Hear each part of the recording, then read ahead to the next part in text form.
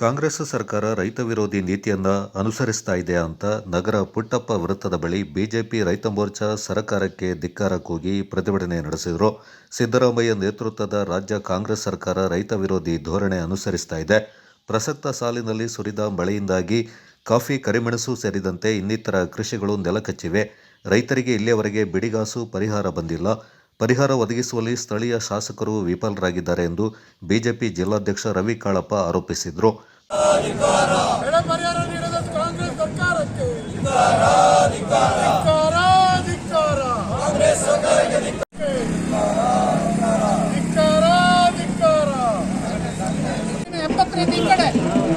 ಯಾರಿಗೆ ಪಟ್ಟ ಕೊಟ್ಟಿದ್ದಾರೆ ಅಂತ ಮತ್ತೆ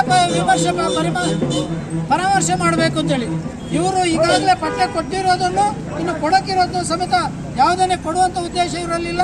ಎಲ್ಲ ಕಾರಣ ಇಟ್ಕೊಂಡು ಇವತ್ತು ರಾಜ್ಯದ ಯಾವುದೇ ಬೇರೆ ಬೇರೆ ಮುಖ್ಯ ಭಾಗಗಳಲ್ಲಿ ಅನೇಕ ಸಮಸ್ಯೆಗಳನ್ನ ಎದುರಿಸ್ತಾ ಇದ್ದೇವೆ. ಇವತ್ತು ಕೊಡಗು ಜಿಲ್ಲೆಯಲ್ಲಿ ಕಾಡು ಪ್ರಾಣಿಗಳ ಹಾವಳಿ, ಇದರ ತಡೆಗೆ ಏನೂ ಮಾಡ್ತಾ ಇಲ್ಲ.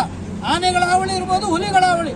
ಇವತ್ತು ಪ್ರತಿನಿತ್ಯ ಪತ್ರಿಕೆಯಲ್ಲಿ ನೋಡ್ತೇವೆ, ಒಂದಲ್ಲ ಒಂದು ಕಡೆ ಒಂದು ಹಸುವಿನ ಹುಲಿ ಹಿಡಿಯುವಂಥದ್ದು ಕಾಣ್ತಾ ಇದ್ದೇವೆ.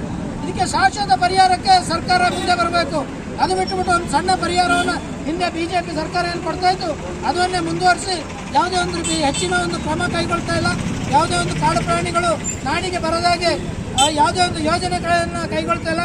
ಎಲ್ಲ ವಿಚಾರಗಳನ್ನು ಮುಂದಿಟ್ಕೊಂಡು ಇವತ್ತು ಹಿಂದೆ ಸನ್ಮಾನ್ಯ ಯಡಿಯೂರಪ್ಪನವರು ಮುಖ್ಯಮಂತ್ರಿಗಳಾಗಿದ್ದಾಗ ಬೆಳೆಗಾರರಿಗೆ ಏನು ಕೇಂದ್ರದ ಕಿಸಾನ್ ಸಮ್ಮಾನ್ ಯೋಜನೆಯಲ್ಲಿ ಏನು ನಮಗೆ ಪರಿಹಾರ ಬರುತ್ತೆ, ಅದ್ರ ಜೊತೆಗೆ ಮುಖ್ಯಮಂತ್ರಿಗಳು 4,000 ಸೇರಿಸಿ 10,000 ಕೊಡ್ತಾ ಇದ್ರು.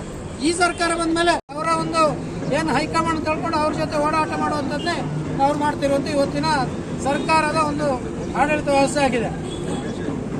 ಇವತ್ತು ನಿಜವಾಗಿಯೂ ರಾಜ್ಯದಲ್ಲಿ ಇರುವಂಥ ರೈತರು ಅನೇಕ ಸಮಸ್ಯೆಗಳನ್ನ ಎದುರಿಸಿದ್ದಾರೆ. ನಾವು ತುಂಬ ವರ್ಷದಿಂದ ಕಾಣದಂಥ ಒಂದು ಅತಿವೃಷ್ಟಿ ಇವತ್ತು ರಾಜ್ಯದಲ್ಲಿ ಆಗಿದೆ.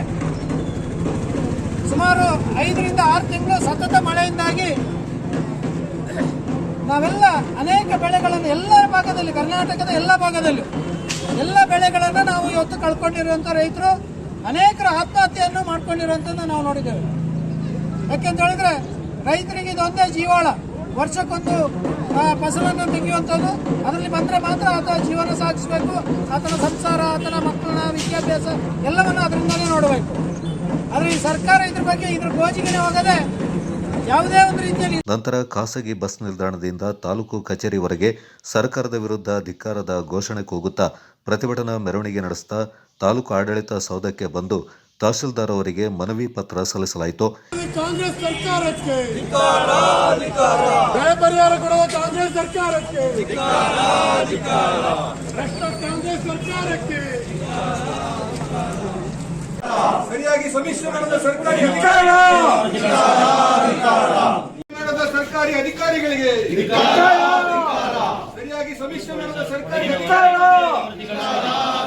ಈ ಸಂದರ್ಭ ಬಿಜೆಪಿ ಮುಖಂಡ ಹರಪಳ್ಳಿ ರವೀಂದ್ರ, ಮಂಡಲ ಅಧ್ಯಕ್ಷ ಗೌತಮ್, ರೈತ ಮೋರ್ಚಾ ರಾಜ್ಯ ಸಮಿತಿ ಸದಸ್ಯೆ ಯಮುನಾ ಚಂಗಪ್ಪ, ಜಿಲ್ಲಾ ಕಾರ್ಯದರ್ಶಿ ಆಲೆಮಾಡ ಸುಧೀರ್, ಪ್ರಮುಖರಾದ ಶರತ್ ಚಂದ್ರ ಮತ್ತಿತರ ಪ್ರಮುಖರು ಪಾಲ್ಗೊಂಡಿದ್ದರು.